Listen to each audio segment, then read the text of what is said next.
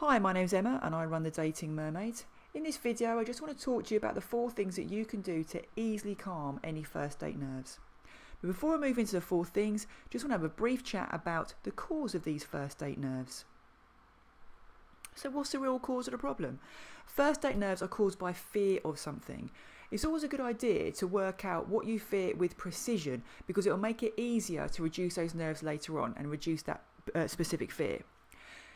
Fear or first date nerves are essentially caused by things that we have told ourselves or the pictures that we have imagined in our heads. So essentially, we are scaring ourselves with our own words and our own imaginations. Now, this is good news because if it is all in our heads, the words we're uttering and the pictures that we're imagining, it means that we can change those. So we can be more in control of these first date nerves. Now, there are some common fears that people have on first dates and other dates. These are not the only fears, but they tend to be like the most common. So fear number 1 is being rejected and not feeling good enough. This is a really painful emotion and most people want to avoid that feeling. We also fear silences because we believe they're awkward. We also fear getting it wrong. So many people think there's a right way to date and a wrong way to date. That's not actually true. There are no rules in the dating world, and what works with some people won't work with others because everybody is a unique individual in the dating world. So there's no right and wrong in terms of how you date. But people often worry about this, getting it wrong and getting it right. And finally, some people fear or worry about being bored or not interested on a date and worrying about what they're going to do if they want to leave. How are they going to get out? Now, potentially, people can leave any particular date. You don't need to stay if you don't want to. But unfortunately, people tell themselves that they must because that's the polite thing to do. But I'll chat about that later on. So let's have a look at these 4 techniques. Technique number 1, use your imagination positively rather than negatively. Use positive self-talk rather than negative self-talk. Ask yourself positive questions and eliminate those negative questions. And EFT. EFT stands for Emotional Freedom Technique. Other people know it as tapping. So let's look at these 4 techniques individually. So number 1 is imagination. Many people experience first date nerves because they're imagining worst case scenario. They're thinking what could go wrong. And as a result, they're torturing themselves and creating these first date nerves. So a good idea is to stop yourself from imagining all the things that could go wrong and of the disappointing things that potentially could happen. So if you are having these pictures in your mind, just say to yourself, stop, I'm not going to imagine this anymore, and then replace it with something else. Because essentially what you're doing is you're making a negative prediction about an event that hasn't happened yet. So it could go well or it could go badly, but you've chosen to imagine it going badly rather than well. So what you might want to do is use predictions to your advantage if you're going to make predictions, which most people do. It's like a natural way to think. And start imagining the date going really well rather than the date going badly. Number 2 is self-talk. Self-talk is really important for our happiness levels. We talk to ourselves all day. We have like an inner voice that kind of chatters on all day. Now, if you're going to talk to yourself in a negative way all day, you're going to be unhappy. If you speak to yourself in a positive way all day, you're going to be happy. So it's really important to get control of this self-talk because it can really influence your emotions. So what I've done is I've come up with a bag of statements that you can repeat to yourself throughout the day if you're experiencing first date nerves. Now, all of these statements are true. We just need to replace the old ones with these new ones. So, I am good enough irrespective of what he does or does not do. Many people think their worth is associated with the behaviour of other people. So, if someone asks you out on a second date, it means that you're worth something. And they start viewing themselves as in a positive fashion.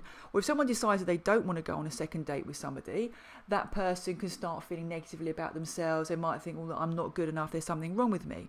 And that isn't true. They're only believing this because of the statements they're producing. Next statement, I'm a catch and he'll be lucky to date me because, and then you list all of your positives. None of your negatives at this point.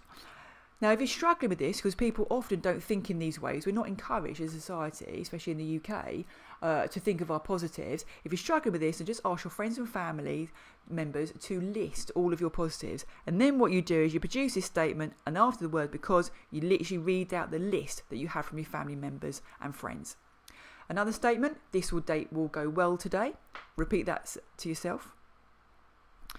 He will want the date to go well too, so he will also be doing his best to make it a success. I'm not on my own. People often worry about going on dates because they think they're on their own. They become very insular and start thinking about how they're going to behave. They keep forgetting there's someone else on the date who also wants it to be a success.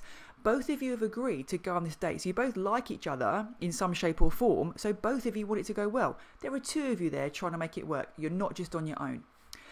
Another one, there is no such thing as getting it wrong. The right person will want me as I am, and love happens naturally. This is so true.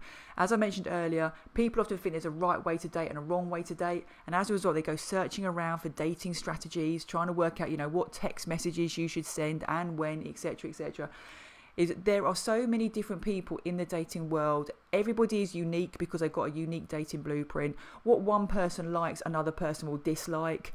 So therefore, any strategies that you use will not work, inverted commas, on everybody because of the uniqueness of everybody in the dating world. So don't worry about dating strategies. Don't worry about getting it wrong or getting it right. The right person, the match for you, will like you as you are. Don't worry about it.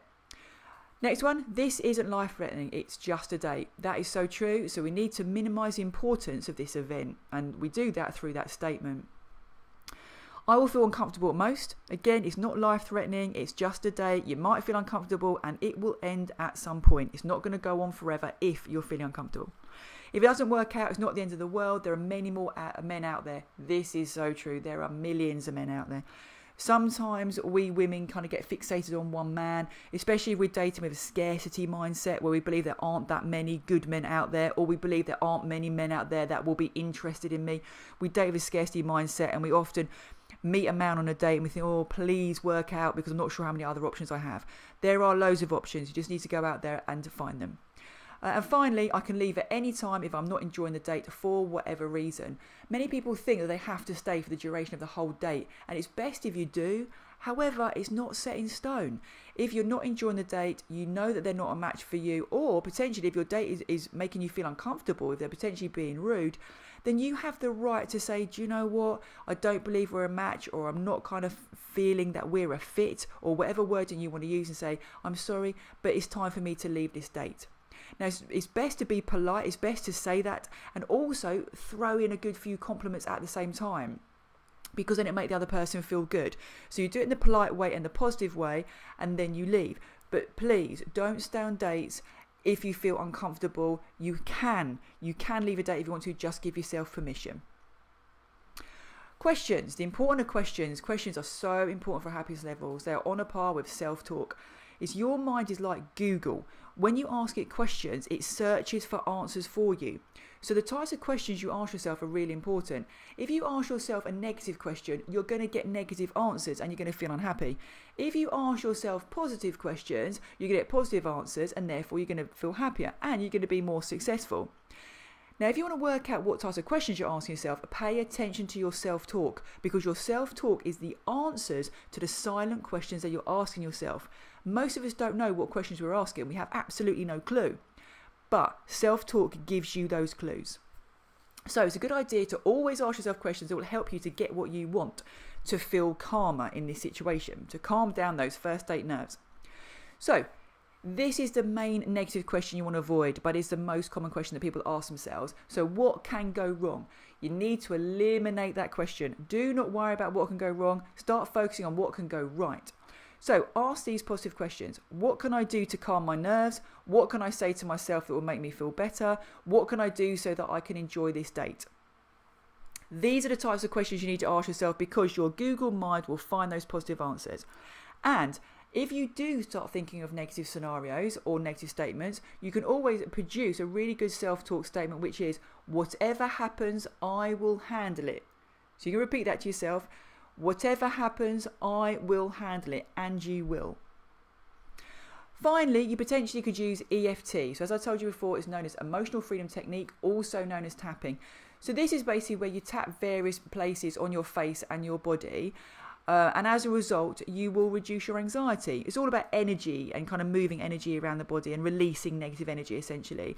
Now, I'm not going to go through what EFT is, because it really needs its own video to explain what EFT is. But there are videos on YouTube, or you can always buy a book. just to work out how you could use EFT. Really simple technique, really simple and potentially really effective. So it might be something that you want to look into if you really want to calm those first date nerves down. Now, I really hope that you've enjoyed this video and you've gained some benefit from it. Let me know your thoughts about this video in the comment box below. If you'd like more snippets of information, you can always check out some of my toolkits. So I produce a dating toolkit, the relationship toolkit and the breakup recovery toolkit. Now, alternatively, you might want to take a look at my freebies instead. I've got 2 of them on my website. How to avoid making the 3 most painful dating mistakes, or alternatively, the mini dating toolkit. Now, these are totally free and they're over on my website.